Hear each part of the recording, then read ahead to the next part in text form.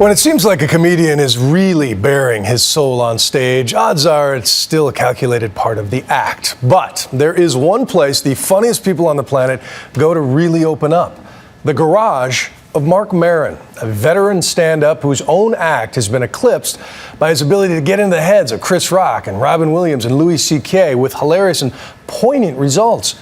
ABC's David Wright pays a visit in tonight's Seriously Funny. Going in. Oh, here we are. It's a program whose name you can't even say over the radio. It's time for WTF. What the And maybe that's the point. Okay, let's do this. What the f***ers, what the buddies, what the f***ing ears, what the nicks. Marc Maron doesn't need the public airwaves to do his show. He does WTF out of a homemade studio in his garage. Danny McBride is in my garage. It's even more magical than I had imagined. Yeah. Maron's podcast is regularly one of the top 10 downloads on iTunes.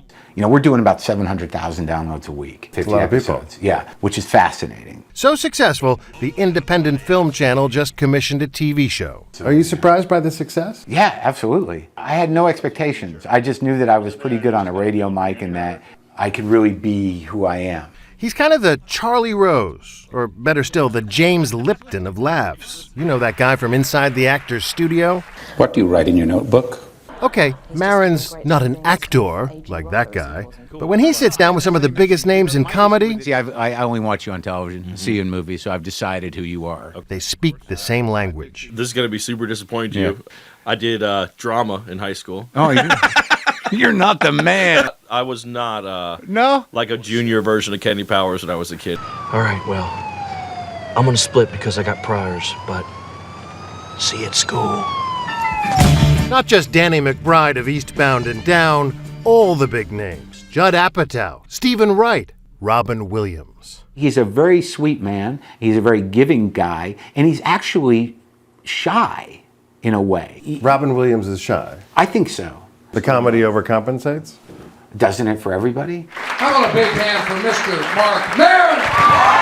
I've been doing stand-up comedy for more than half my life, probably. Is that possible? Yeah. I did my graduate work in, chopping lines of cocaine for Sam Kinison, and then I was spit out by Los Angeles. Highs and lows he brings to his interviews. It seems like you're part therapist, part journalist, part kindred spirit. Yeah, I don't call myself a therapist, certainly, and I don't call myself a journalist, but I've had to do that. In one episode, he confronts Carlos Mencia about allegations of joke stealing. Is there a chance, and you don't know that you're doing people's bits? Is there a chance? With openers, no. With headliners, possibly.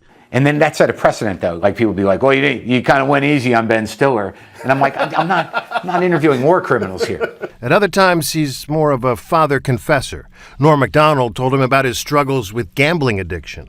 Rainn Wilson talked all about his belief in the Baha'i faith. Todd Glass came out on my show, and that was phenomenal. In 1995, Maron shared a magazine spread with Louis C.K., Dave Attell, and Sarah Silverman. Up-and-comers all.